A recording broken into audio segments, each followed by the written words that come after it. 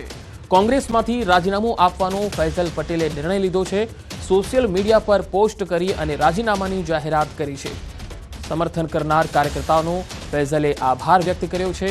તેમણે લખ્યું છે કે મારા પિતાએ આખું જીવન દેશ, પક્ષ અને ગાંધી પરિવાર માટે સમર્પિત કર્યું।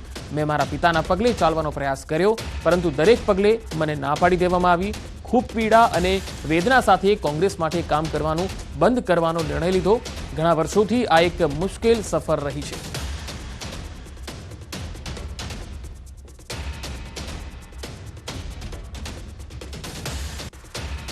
તો ભાજપ પ્રવક્તા ડોક્ટર યજ્ઞેશ દવેએ નિવેદન આપ્યું છે। ફૈઝલ પટેલે કોંગ્રેસ છોડવા પર તેમણે નિવેદન આપ્યું। કોંગ્રેસ દિશાવિહીન અને હવે નેતૃત્વવિહીન બની છે। તેમણે કહ્યું, એક પણ મતદારો કોંગ્રેસને પસંદ કરતા નથી। આ કોંગ્રેસની કમનસીબી છે એમ કહી શકાય।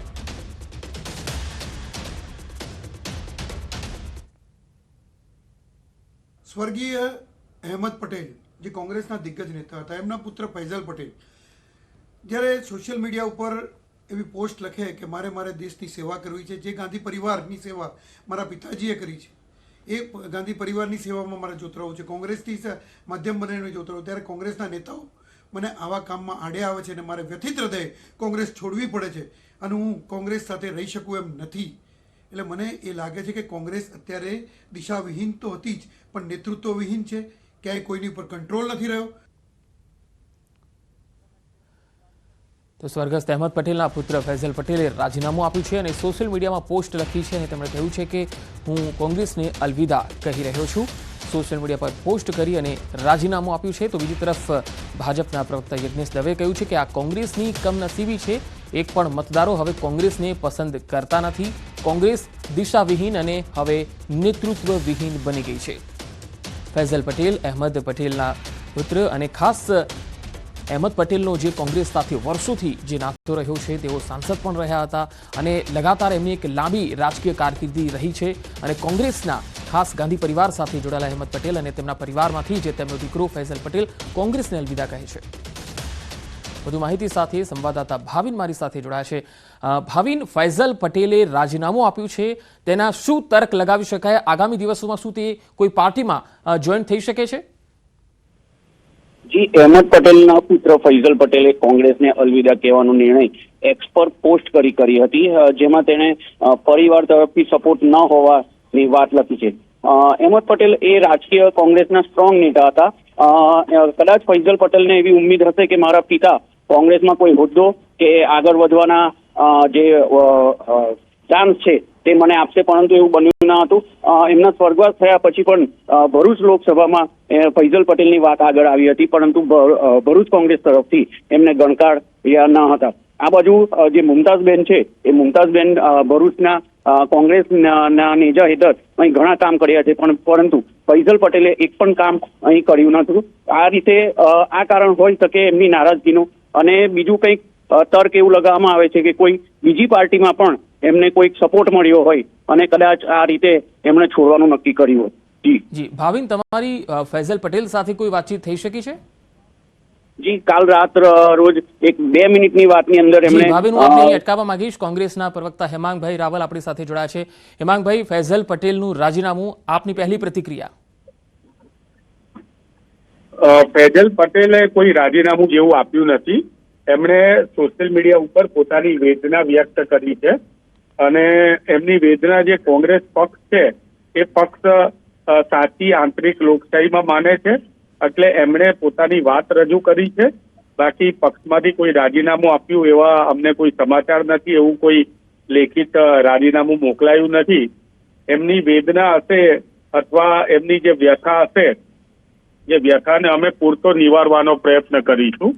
અમને કોંગ્રેસ પક્ષની વિચારધારા જે છે એની અંદર અહેમદભાઈ પટેલે પોતાનું જીવ છે આખો રેડી દીધો હતો અને અહેમદભાઈ પટેલના કુટુંબીજન હોય કે કોઈ કોંગ્રેસનો સામાન્ય જન હોય, કોઈ પણ પ્રકારની એમની વેદના હોય તો એને નિવારવા માટે અમે પ્રયત્ન કરીશું।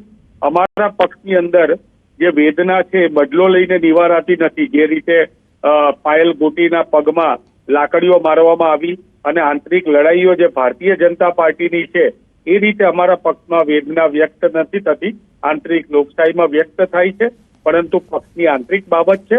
અમે એનું સુખદ સમાધાન કરી દઈશું. પણ હેમાંગભાઈ, તેમણે સોશિયલ મીડિયામાં લખ્યું છે કે પીડા અને વેદના સાથે હવે કોંગ્રેસ માટે કામ કરવાનું બંધ કરવાનો નિર્ણય કર્યો છે. તો આ એક રીતે પાર્ટીથી પોતાને અલગ કરી રહ્યા છે. હા, એટલે હું આપને એ જ કહું છું કે કોઈ રાજીનામું નથી આપ્યું. પીડા અને વેદના સાથે એમણે બંધ કર્યું હોય તો અમે એને ફરીથી ચાલુ કરાવીશું.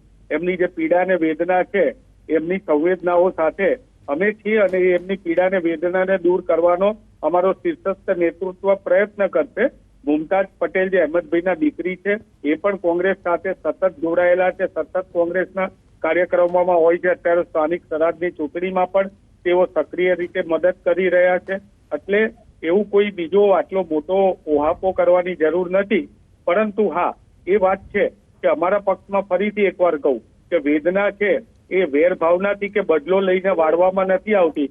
ભારતીય જનતા પાર્ટીમાં જે રીતે પાયલબેન ગોટી ઉપર એક સામાન્ય જનતા ઉપર જે રીતે હેરાનગતિ કરીને એમને પગ ઉપર લાકડીઓ મારવામાં આવી પાટીદાર સમાજની દીકરીને, એવું અમારા પક્ષમાં નથી હોતું. એનું અમને ગૌરવ છે. જી હેમાંગભાઈ, તેમણે એવું પણ કહ્યું છે કે હવે પાર્ટી માટે કામ કરવું મુશ્કેલ છે, કારણ કે ઘણી બધી જગ્યાએ તેમણે દેશ માટે કામ કરવા માટે પાર્ટીના પ્રમુખ પદાધિકારીઓ છે તેમણે પોતાની વાત કીધી હશે, પણ ત્યાં માનવામાં નહોતી આવી એમની વાત. મને લાગે છે કે એમણે જે કહ્યું છે એની અંદર તમે કદાચ આગળ જોશો તો એમણે બહુ સારી વાત પણ લખી છે.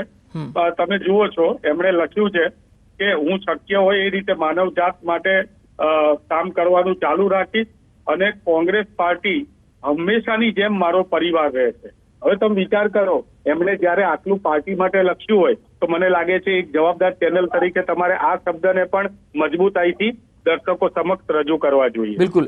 હેમાંગભાઈ, હવે ફૈઝલ પટેલ સાથે કોંગ્રેસ વાતચીત કરશે, મનાવી લેશે? અમે તો ફૈઝલ પટેલની એક સામાન્ય કાર્યકર્તા હોય એની નારાજગી હોય તો પણ અમે મનાવી લઈએ છીએ. અમે દબાણની રાજનીતિ અપનાવતા નથી, અમે બ્લેકમેલિંગની અને ફાઇલો દબાવવાની રાજનીતિ અપનાવતા નથી. વર્ષોથી અમારી આ કાર્ય પદ્ધતિ રહેલી છે. કોંગ્રેસની વિચારધારા છે એ સામાજિક ન્યાયની વિચારધારા છે, વિશ્વ બંધુત્વની વિચારધારા છે, મહાત્મા ગાંધી અને દેશને આપેલા સિદ્ધાંતો જે છે એની વિચારધારા છે. અને વિચારધારાના અંતર્ગત અમે કોઈ પણ નાનામાં નાનો કાર્યકર હોય તો એ પણ કોઈ જગ્યાએ નાખુશ હોય અથવા એના પણ મનમાં કોઈ પણ પ્રકારની વ્યથા હોય તો એ વ્યથાને અમે દૂર કરવાનો એક સ્વચ્છ મનથી, નિર્મળ મનથી પ્રયત્ન કરીશું. જી હેમાંગભાઈ, આભાર અમારી સાથે જોડવા માટે. તો હેમાંગભાઈએ કહ્યું છે કે કોંગ્રેસ તેમને મનાવવાના પ્રયત્નો ચોક્કસ કરશે અને હજુ તેમણે લેખિતમાં કોઈ રાજીનામું નથી આપ્યું, માત્ર પોતાની વેદના સોશિયલ મીડિયાના માધ્યમથી વ્યક્ત કરી છે.